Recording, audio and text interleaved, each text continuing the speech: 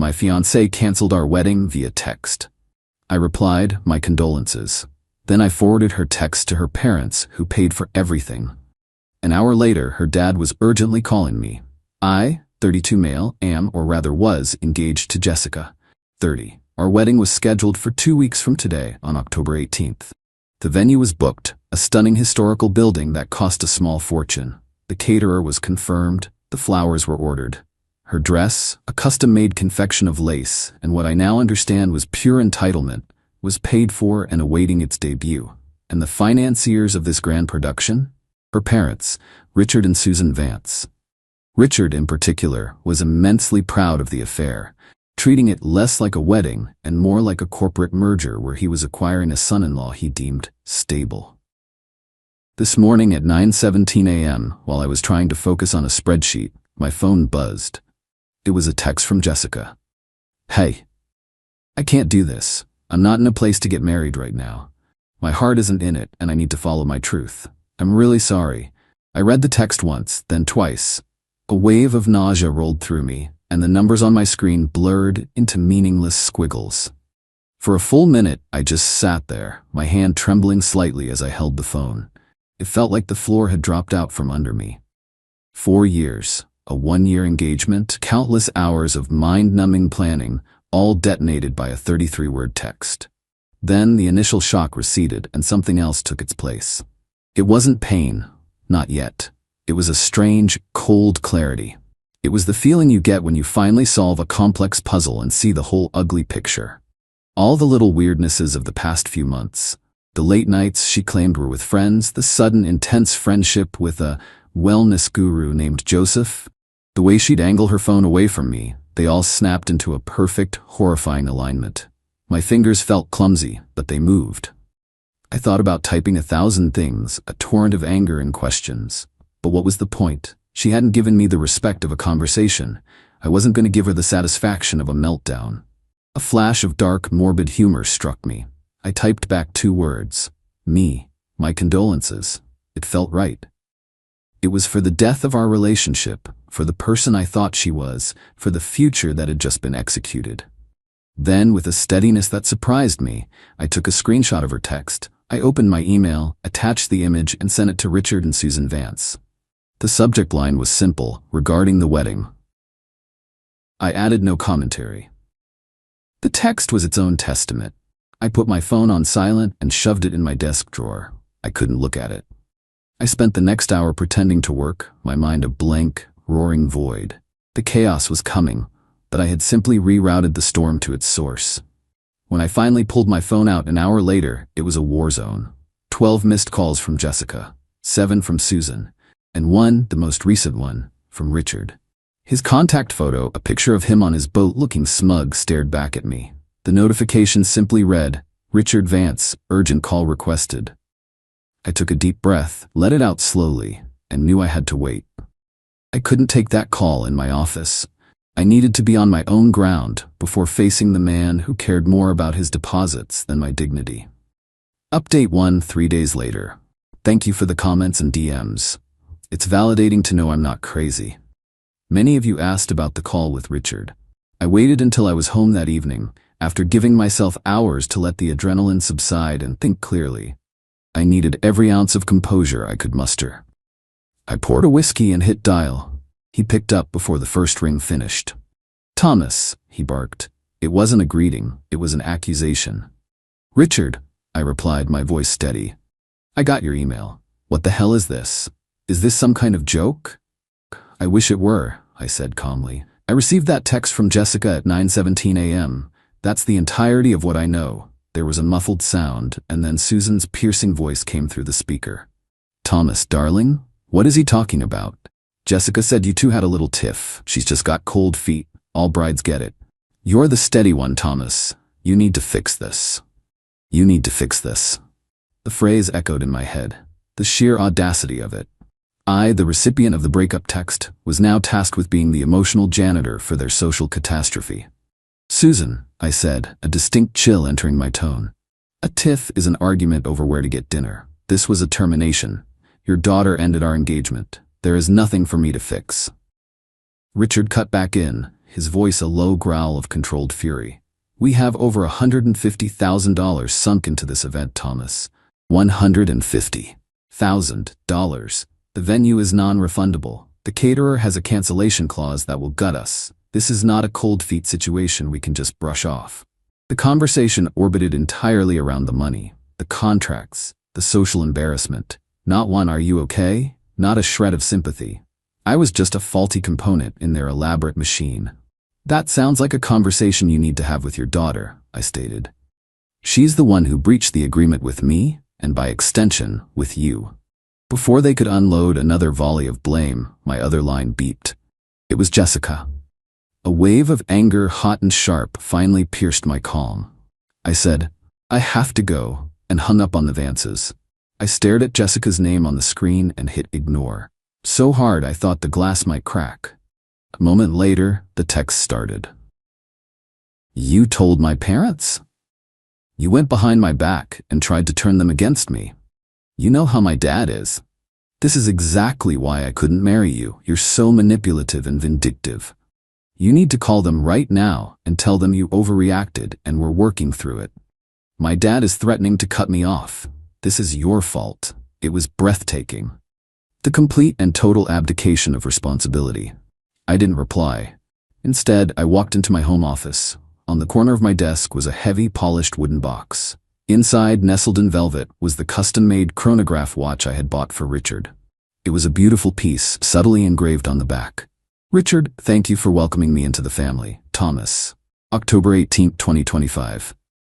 The wedding date. Our wedding date." I closed the box.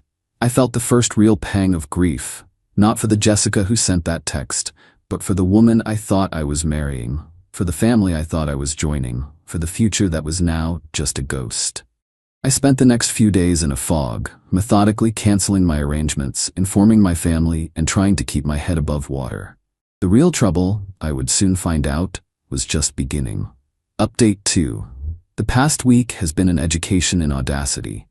The Vances, having failed to guilt me into fixing their problem, moved on to asset recovery. I received an email from Susan stating that since the wedding was off, I was morally and legally obligated to return Jessica's engagement ring. She helpfully suggested it could help offset some of the catastrophic losses they were incurring. They wanted me to return the $22,000 ring I paid for so they could pawn it. I replied with a link to our state's laws on conditional gifts and a simple message: "The ring is my property. Consider the matter closed." Of course, they didn't. Jessica began a smear campaign. I started getting tentative calls from mutual friends. The story she was spinning was that I had become controlling and emotionally distant, that I was suffocating her. Joseph, the guru, was now the heroic friend who helped her find the strength to leave. I wanted to scream, but instead, I consulted a lawyer, not for a lawsuit, but for strategy. I explained the whole situation, the text, the money, the lease on our apartment, which is primarily in her name, and the smear campaign. His advice was grim but empowering. "You're in a war," he said. "The goal isn't to win, it's to extract yourself with the least possible damage. Document everything. Communicate only in writing. And protect your assets." Armed with this, I handled the friends issue. In a group chat for a now-canceled wedding event, I posted a simple message. "Hey everyone, I'm sure you've heard the wedding is off. Just to be clear, Jessica ended our engagement last week. It's been a difficult time, and I'm focusing on the logistics of separating our lives. I wish her the best." It was neutral but factual. It corrected the record without being dramatic. The private messages I got afterward confirmed it was the right move. The Vances and Jessica's stories were already starting to contradict each other. The real test came this morning. My doorbell rang. It was Jessica and Joseph. He was exactly as I'd pictured. Tan, perfect teeth, and the vacant eyes of someone who uses the word synergy without irony. "I need to get my things," she said, not looking at me. I stepped aside. Jessica walked in and started pointing at our shared life. The TV, the espresso machine, the leather sofa.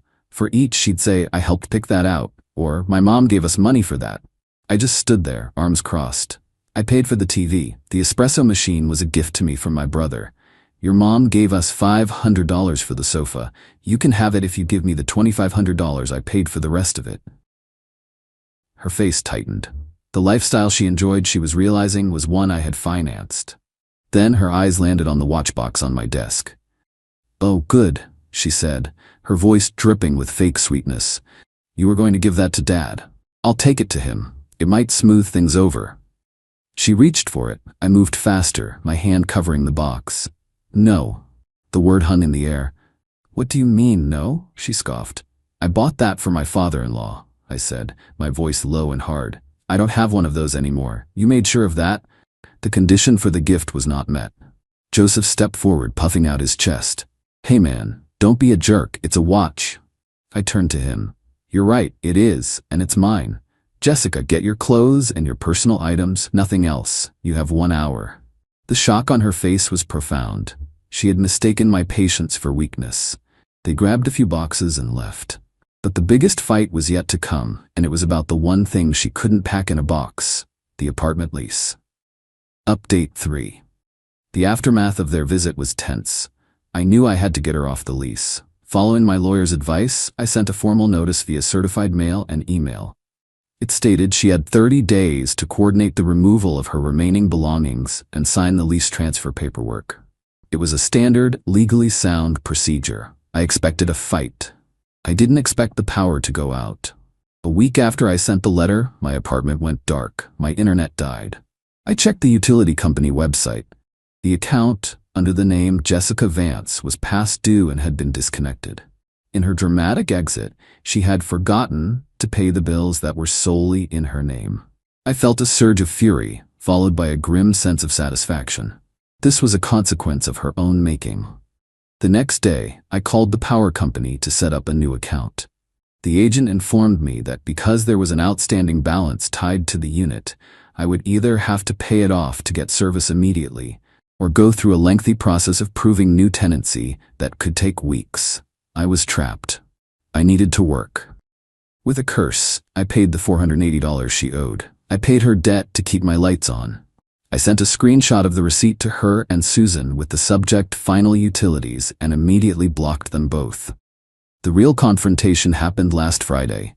My doorman, Charles, called me.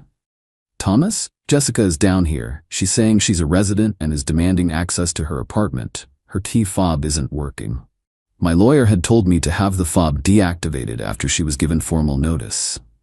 "Is she with anyone?" I asked. "The tan guy," Charles said. "He's kind of pacing around like a jerk." "Okay, Charles, don't let her up.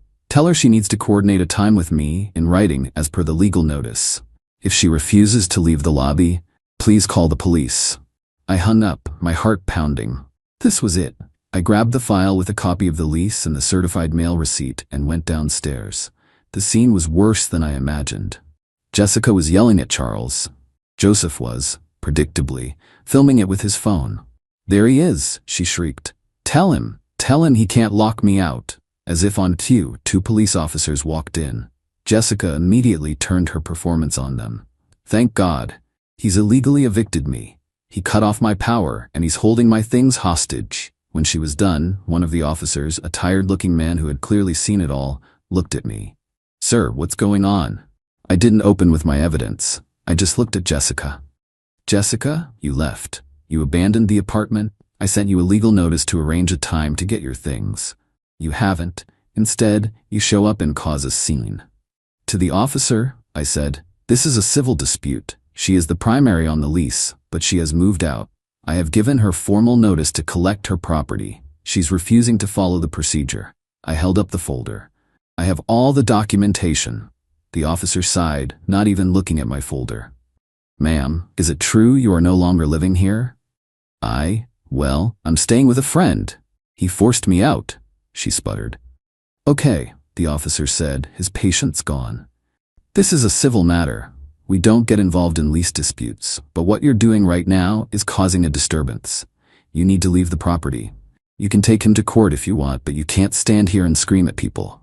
Leave now, or you can be cited for disorderly conduct." The defeat on her face was absolute. It wasn't a clean victory for me, just a messy, public airing of our drama. But it was enough. Joseph had stopped filming. They turned and left. As I walked back to the elevator, Charles gave me a sympathetic nod. "Sorry, man." "It's not your fault, Charles," I said. "Thanks for handling it." The battle was over, but the war wasn't. She still had to get her things, and I had a feeling the final act was going to be pathetic. Final update. It's been a while. The 30-day clock ran out. On the final day, I got a terse email from a lawyer she had clearly scraped together the money to hire. It arranged a time for her to retrieve her personal effects and included a signed copy of the lease transfer she had folded. The moving day was a sad, quiet affair. No Joseph. Just Jessica and 2 movers. She wouldn't look at me. She just walked through the apartment, pointing at the boxes I had neatly packed, her face a mask of stone-cold resentment. The whole thing took less than an hour. As the movers carried out a hideous floor lamp she loved, its cord snagged and the ceramic base cracked. Jessica flinched, and a small, almost inaudible sound escaped her lips. It was the only emotion she showed, and then she was gone. The silence that followed was the cleanest sound I've ever heard. The story doesn't end there, but I've had to piece together the rest of it from fragments. There was no single source, no satisfying intelligence report. Life isn't that neat. I heard from a mutual friend who works in event planning that Richard Vance had gone on a rampage, calling every vendor, threatening lawsuits and bad reviews. But contracts are contracts. The friend estimated their losses were well into 6 figures. The primary loss, though, wasn't financial. It was the humiliation. I ran into another old friend at the grocery store. It was awkward. But after a few minutes, she hesitantly told me that Jessica and Joseph had a massive, public breakup. The rumor was that once her father's financial support was cut, Joseph's interest in her vibrational energy plummeted. He was gone within a month. The final piece came from a venomous email Susan sent me after I forwarded the final paid-off utility bill. It was a rambling, blame-filled tirade that, between the lines, painted a picture of a family in turmoil.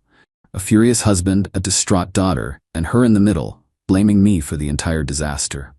As for me, I'm doing okay. The first month was about anger and logistics. The second was about processing the grief. Not for Jessica, but for the lie I had been living. I grieved for the fool I had been. Some nights, the sheer audacity of her betrayal still hits me, and I feel that old, hot anger. But then I wake up in my quiet apartment, an apartment that is now truly mine, and I feel a profound sense of peace. I sold the engagement ring. I used the money to pay off the last of the wedding-related debts I'd incurred and put the rest away. It felt like closing a bad account. And the watch? The custom chronograph for Richard? It's still in its box, tucked away in my safe. For a while I thought about selling it, but I haven't. It's not a trophy. It's just a reminder. A reminder that my instincts were trying to tell me something for months. A reminder that my calm, methodical response wasn't about revenge. It was about survival. It's a monument to the most expensive bullet I ever dodged. Thank you all for listening. It's time to log off and go live the life that's actually waiting for me.